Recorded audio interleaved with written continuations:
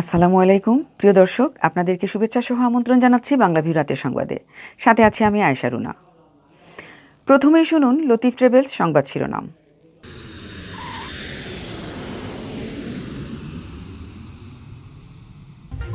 Corona সংক্রমণ মোকাবেলায় 10 August পর্যন্ত বাড়ল চলমান বিধিনিষেধের মেয়াদ।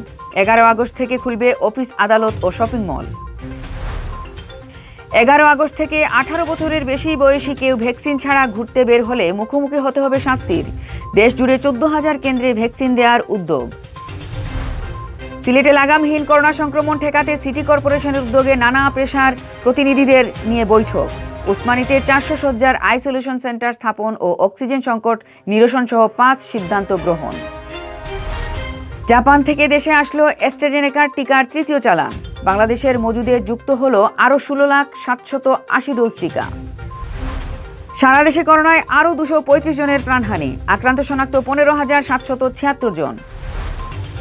সিলেটে 12 জনের প্রাণহানির দিনে আক্রান্ত শনাক্ত 710 জন।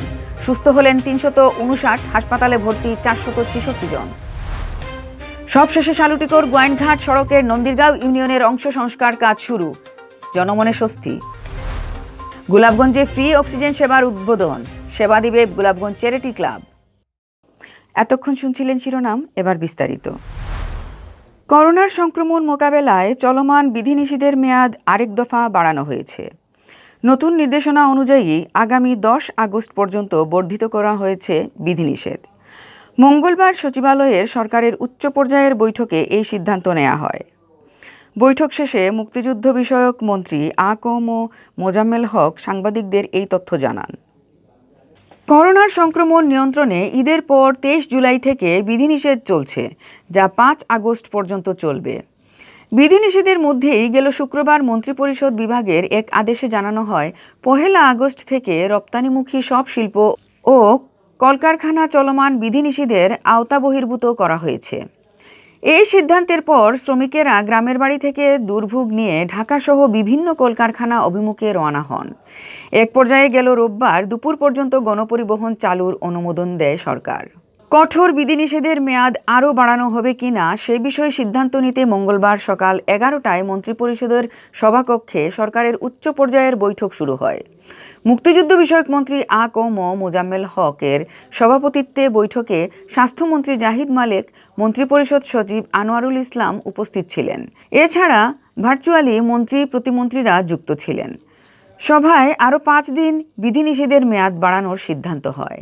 ভার্চুয়ালি সভা শেষে মুক্তিযুদ্ধ বিষয়ক মন্ত্রী বলেন, 10 আগস্ট পর্যন্ত বিধিনিষেধ বেড়েছে। সবাইকে ভ্যাকসিনেটেড হতে হবে সেই শর্তারোপ করা হয়েছে। অফিস, আদালত 11 আগস্ট থেকে খুলবে। এই কদিন বাস্তবতা লক্ষ্য করা হবে। মোজাম্মেল হক বলেন, অর্থনীতি সচল রাখাও আমাদের দায়িত্ব।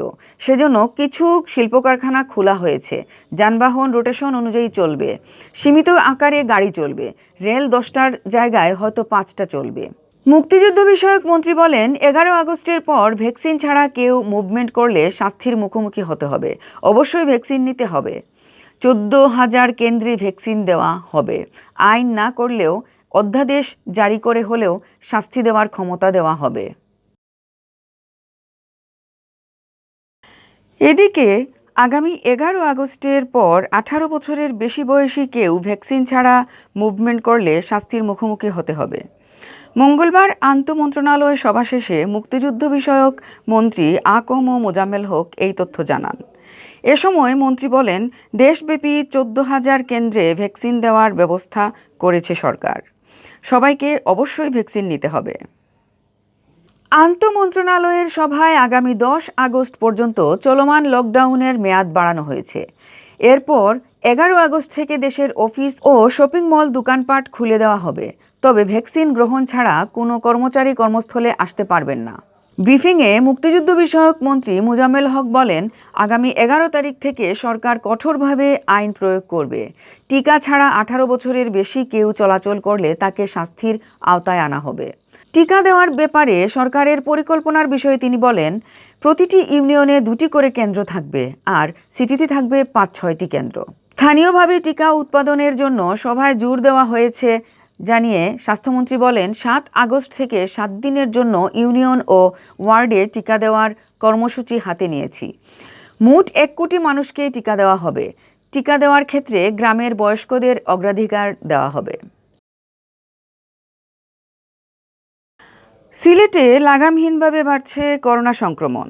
কঠোর লকডাউনেও কমছে না আক্রান্ত শনাক্ত। দেশের গড় শনাক্তের হারের চেয়েও বেশি আক্রান্ত সিলেট বিভাগে। রোগী বেড়ে যাওয়ায় সরকারি বেসরকারি হাসপাতালগুলোতে চিকিৎসা নিতে গিয়ে কর্তৃপক্ষকে হিমশিম খেতে হচ্ছে। বিশেষ করে অক্সিজেনের অভাবে গুরুতর অসুস্থ রোগীদের মারাত্মক সংকটে পড়তে হচ্ছে। হাসপাতালের এক একটি সিট যেন সোনার হরিণ হয়ে দাঁড়িয়েছে। একটি সিটের জন্য স্বজনরা রোগীদের নিয়ে অ্যাম্বুলেন্সে করে হাসপাতাল থেকে হাসপাতালে ঘুরছেন।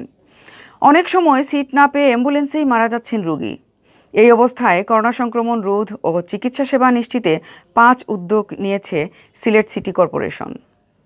সিলেট নগরীর সকল পেশার প্রতিনিধিদের নিয়ে বৈঠক ডেকে সর্বসম্মতিক্রমে এই সিদ্ধান্ত নেওয়া হয়। ওই বৈঠকে ভার্চুয়ালি অংশ নেন সিলেট 1 আসনের সংসদ সদস্য পররাষ্ট্রমন্ত্রী ডক্টর এ.কে. আব্দুল মোমেনও। সভায় গৃহীত সিদ্ধান্তগুলোর মধ্যে রয়েছে উৎসমুখে করোনা ভাইরাস সংক্রমণ বন্ধে সিলেট সিটি কর্পোরেশনের 27টি ওয়ার্ডে একযুগে সচেতনতা ও টিকাদানে উদ্বুদ্ধকরণ প্রচারণা। আগামী 7 আগস্ট থেকে প্রতিটি ওয়ার্ডে স্থানীয় কাউন্সিলরের উদ্যোগে মাস্ক বিতরণ ও টিকাদানে উদ্বুদ্ধকরণ কার্যক্রম শুরুর কথা জানিয়েছেন মেয়র আরিফুল হক চৌধুরী। তিনি জানান, আগামী 7 আগস্ট থেকে 27টি ওয়ার্ডে 81টি কেন্দ্রের মাধ্যমে টিকাদান শুরু হবে। এজন্য 162 জন টিকাকর্মী ও 240 জন স্বেচ্ছাসেবীকে ইতোমধ্যে প্রশিক্ষণ দেওয়া হয়েছে। জাতীয় পরিচয়পত্রের 2টি ফটোকপি নিয়ে কেন্দ্রে গেলেই 18 ঊর্ধ্ব যে কেউ টিকা দিতে পারবেন। এছাড়া ওই দিন থেকে সচেতনতামূলক কর্মকাণ্ড হিসেবে প্রতিটি ওয়ার্ডে মাস্ক বিতরণ করবে সিসিক। গ্রাম পর্যায়ে রোগী বেড়ে যাওয়ায় স্বাস্থ্যসেবার মান আরও উন্নতি করে উপজেলা পর্যায়ে গ্রামের রোগীদের সর্বোচ্চ চিকিৎসা নিশ্চিতের সুপারিশ করা হয়। এতে শহরের হাসপাতালগুলোতে রোগীর চাপ কমবে বলে মত দেন উপস্থিত স্বাস্থ্য বিভাগের বিশেষজ্ঞরা। সভায় সবচেয়ে বেশি গুরুত্ব পায় অক্সিজেন সেবা। সভায় জানানো হয়, অক্সিজেনের অভাবে অনেক রোগী মারা যাচ্ছেন। তাই ওসমানী মেডিকেল কলেজ হাসপাতালে অক্সিজেন উৎপাদন প্লান্ট স্থাপন এবং অক্সিজেন সরবরাহকারী প্রতিষ্ঠানগুলোর সাথে আলোচনা করে সরবরাহ 30,000 লিটার থেকে 40,000 লিটারে উন্নীত করার ব্যাপারে মত দেন সবাই।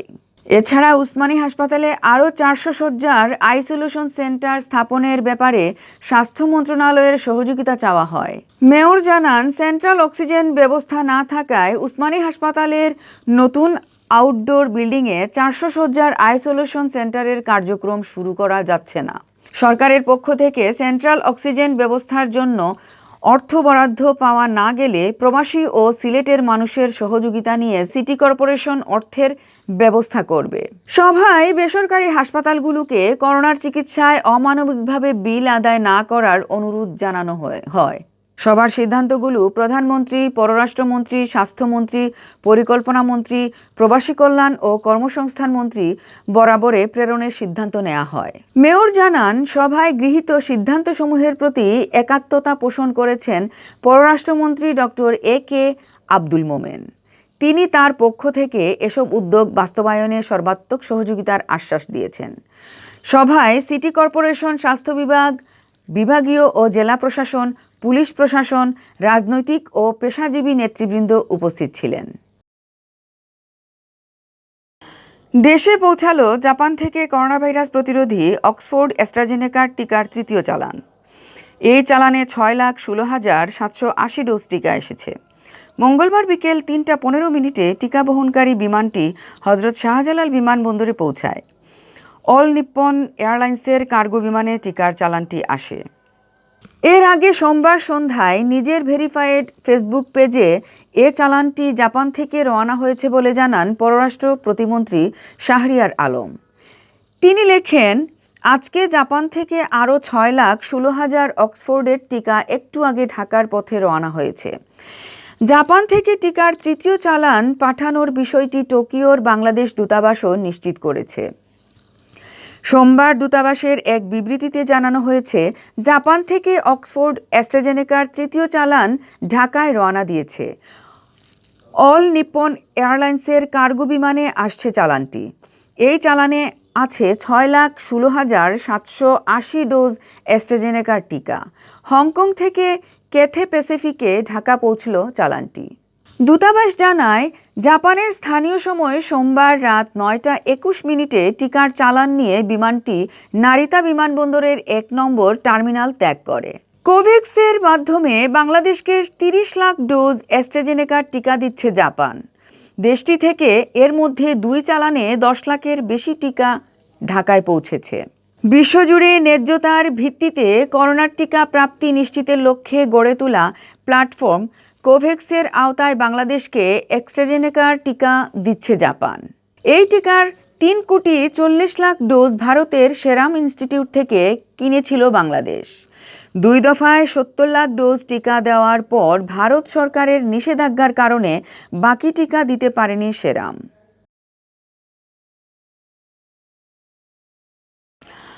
সারা দেশে গেল 24 ঘন্টায় করোনায় আক্রান্ত হয়ে 235 জনের মৃত্যু হয়েছে।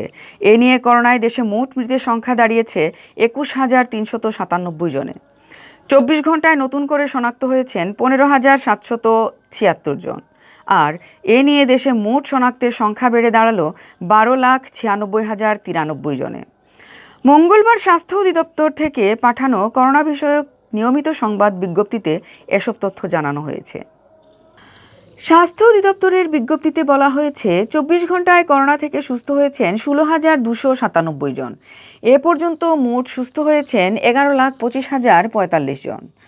24 ঘন্টায় নমুনা সংগ্রহ করা হয়েছে 57,297 জনের। পরীক্ষা করা হয়েছে 55,284টি। নমুনা পরীক্ষার তুলনায় শনাক্তের হার 28.54%। দেশে এ পর্যন্ত মোট নমুনা পরীক্ষা করা হয়েছে 78,99,169টি। মোট পরীক্ষার তুলনায় শনাক্তের হার 16.41%। বিভাগ ভিত্তিক বিশ্লেষণে দেখা যায়, 24 ঘন্টায় মারা যাওয়াদের মধ্যে ঢাকা বিভাগের আছেন 73 জন। এছাড়া চট্টগ্রামে 65, রাজশাহীতে 21, খুলনায় 32, বরিশালে 8, সিলেটে 12, রংপুরে 12 এবং ময়মনসিংহে 12 জন মারা গেছেন। নারী পুরুষ হিসাবে দেখা গেছে, 24 ঘন্টায় মারা যাওয়াদের মধ্যে 140 জন পুরুষ এবং 95 জন নারী। আর এ পর্যন্ত ভাইরাসটিতে মোট মারা যাওয়াদের মধ্যে পুরুষ 14,419 জন এবং নারী 6,978 জন। গত বছরের 8 মার্চ দেশে প্রথম 3 জনের দেহে করোনা ভাইরাস শনাক্ত হয়। এর 10 দিন পর 18 মার্চ দেশে এই ভাইরাসে আক্রান্ত হয়ে প্রথম একজনের মৃত্যু হয়।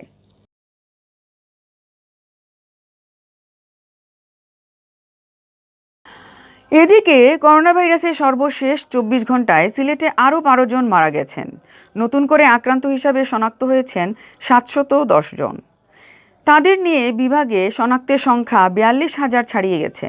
স্বাস্থ্য অধিদপ্তর সিলেট বিভাগীয় কার্যালয় থেকে আজ মঙ্গলবার দুপুরে এই তথ্য জানানো হয়েছে।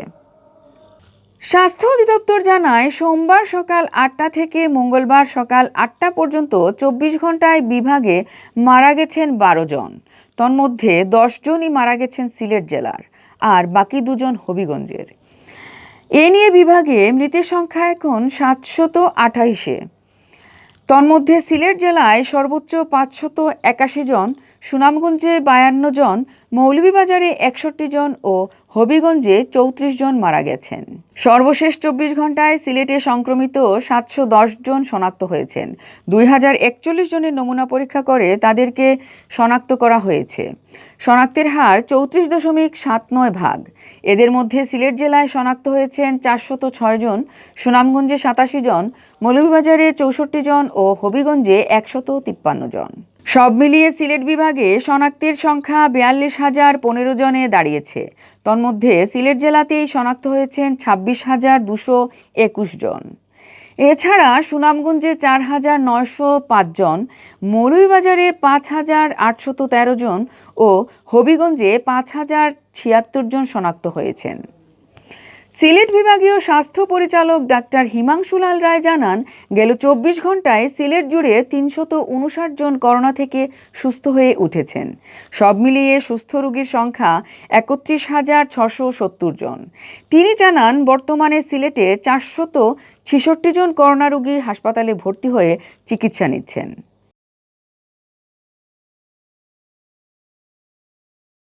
সিলেটের গোয়াইনঘাট উপজেলার শালুটিকোর গোয়াইনঘাট সড়কের নন্দীরগাঁও ইউনিয়ন অংশের সংস্কার কাজ শুরু হয়েছে।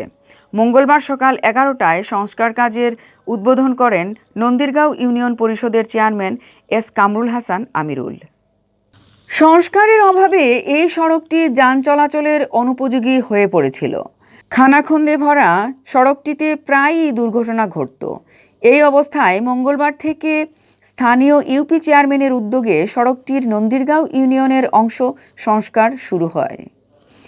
ইটের টুকরা ফেলে সড়কের গর্তগুলো ভরাট করা হয়। সংস্কার কাজ শুরুর সময় উপস্থিত ছিলেন শালুটিকুর পুলিশ তদন্ত কেন্দ্রের in charge inspector Mohammad Shafiqul Islam Khan, Gowainghat press club সভাপতি এম এ মতিন, যুবলীগ নেতা মিসবাহ আহমেদ, পরিবহন শ্রমিক নেতা হাফিজুর রহমান ও লাহিন আহমদ। সিলেটের গোলাপগঞ্জে শুরু হয়েছে ফ্রি অক্সিজেন সেবা। চ্যারিটি ক্লাবের উদ্যোগে মঙ্গলবার বিকাল 3টায় ঢাকা দক্ষিণ ফিজিওথেরাপি সেন্টার মাঠে এক অনুষ্ঠানের মাধ্যমে এ সেবা কার্যক্রমের উদ্বোধন করা হয়। গোলাপগঞ্জ চ্যারিটি ক্লাব বিনামূল্যে এই সেবা দিবে। ক্লাবের ধর্ম বিষয়ক সম্পাদক হাফিজ দিদার আহমেদের কোরআন তেলাওয়াতের মধ্য দিয়ে সূচিত অনুষ্ঠানে প্রধান অতিথির বক্তব্য রাখেন সিলেট কৃষি বিশ্ববিদ্যালয়ের রেজিস্ট্রার বদরুল ইসলাম শুয়েব।